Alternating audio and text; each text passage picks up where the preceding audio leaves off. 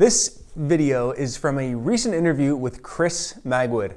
In 2019, he helped establish Builders for Climate Action and has been leading development of the B.E.A.M carbon estimator tool for low-rise construction. B.E.A.M stands for Buildings Emissions Accounting for Materials and will be accessible to builders for free at the end of this month. Chris explains how it works and gets into some of the intricacies for accounting for wood and why it's not necessarily a carbon benefit. I'm Casey Gray, the founder of The Conscious Builder, and on this channel we help you build and live more consciously. If you're new here, go ahead and click that subscribe button, and don't forget to check out the links in the description below. Before we get into the interview, I wanted to mention the new course that we just released this week at the Conscious Builder Academy called How to Market and Sell Passive Houses and Other High Performance Homes. In this course, you'll get detailed strategies, tools for actual conversations, insights from other industry professionals, and templates and resources that will support you in closing more sales on high performance projects. The regular price is $1,600, but you can get it right now for $397. But this only lasts until next Sunday, so make sure to visit the link in the video description below. Now, on with the interview with Chris Magwood. How does it work, and who is going to be able to access it when it comes out? Right. So it's coming out at the end of April. It'll be free, so anybody can access it. And it's essentially a spreadsheet software, and it works by you sort of put in the dimensions of your building, wall area, foundation area, floor areas, all that kind of stuff, and then it kind of takes you through a series of tabs that are all the different assemblies in the building. So there's a foundations tab and a walls tab and things like that. And what it does is, as you go to those tabs, it kind of shows you all the materials that you could potentially choose for that part of the building. And right away, you see what their carbon footprint will be, because we've sort of taken the material quantities based on the dimensions you've given. And so you're able to do like a pretty quick and easy, carbon footprint comparison between all the options, and get a really fast understanding of like, oh, if I choose, this material over that material, I've made a big difference or a small difference. And then, somebody with some knowledge of those materials would start to be able to do that kind of, cost benefit analysis of like, oh, here's a no brainer. I save, 8 tons of carbon by making this one choice and I didn't pay any more, or, this choice really saves a lot of carbon, but it's going to cost an extra, $5,000 or something. You start to be able to kind of piece that together, but it's just a really quick and easy way to compare the carbon footprint of materials. Now, when we're talking numbers, like what is a goal that we should be aiming for? I'm assuming it's zero, carbon neutral, right? Yeah. But maybe you can share some stats on like maybe what a typical home burns, like if they're using fossil fuels to heat their home and whatever else with their heat their hot water. What are some numbers that are typical versus what's a typical home producing in terms of their carbon footprint for the embodied carbon? Yeah. So that we have an idea of what we're working with here. Yeah. Well, the operational side, there's a huge variation in the answers, because we did a study last year for the federal government for NRCan, and a house that's being electrically heated in Quebec has a really different carbon footprint than a house that's being electrically heated.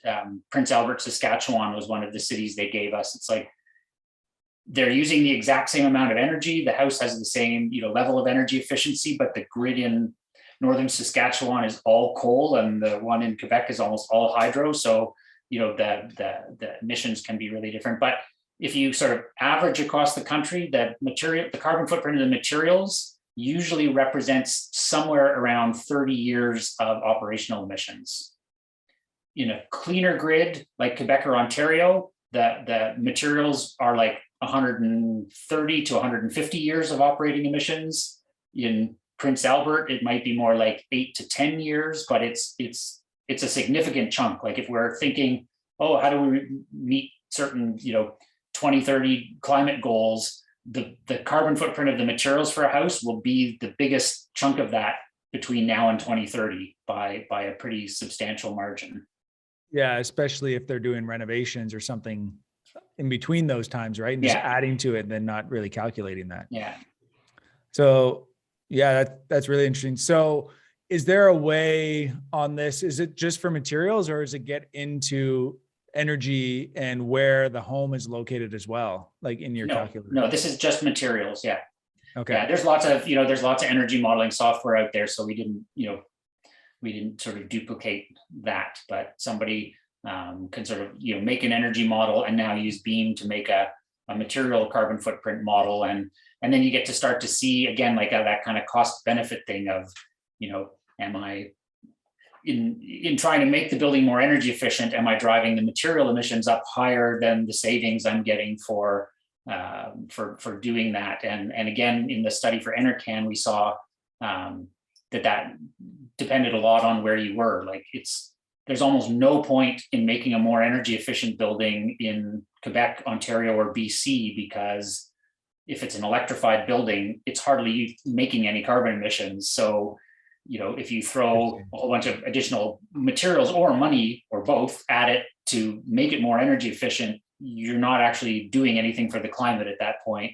But if you take a building in Nova Scotia or Saskatchewan or Alberta and make it more energy efficient, whether it's using gas or sort of dirtier electricity, there is a good trade-off there. So, what we're hoping is people, this becomes another tool that people can use to kind of make good decisions. Yeah, there's so much information, but that's really interesting. So, because I wasn't thinking about that, a lot of stuff, the way we approach our projects is more about the comfort, right? We want to make sure that the home is comfortable, and by default, you'll have a more efficient home. Yeah. And in doing that, though, obviously, we know in some cases we don't necessarily choose the products. We tell the clients what's possible and have to give them quotes, and then they choose ultimately what they're willing to pay for. But this tool obviously will be beneficial for the clients who are interested in that. Yeah. And I'm wondering, I guess, what about on the health side then? Because a lot of these products that are also bad for the environment are also really bad for our health. Yeah. Right? Are there certain products? Actually, I'm curious, like drywall. Where does drywall actually stand on that carbon calculator? Because is that a big culprit? No, it's not actually. It's okay. And it's also not a particularly toxic culprit either. Oh. So that's one that's like, it would be hard to do better than drywall from a carbon footprint point of view.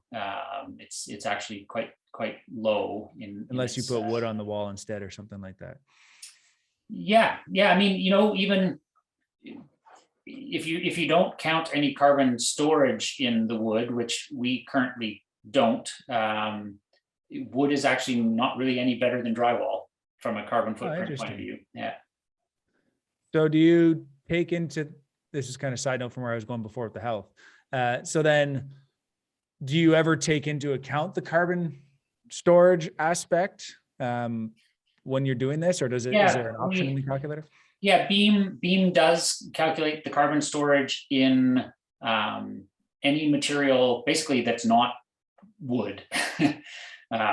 It's hard to account for carbon storage in wood because most of the other materials that are plant-based, the plants, you're typically using material that wasn't grown to be a building material. You're kind of using a byproduct or a residue, and typically those grow on really short cycles, and the carbon that went into the building material, if we didn't make a building material out of it, would have gone back to the atmosphere. So there's like a very straightforward kind of carbon accounting, like this was a benefit.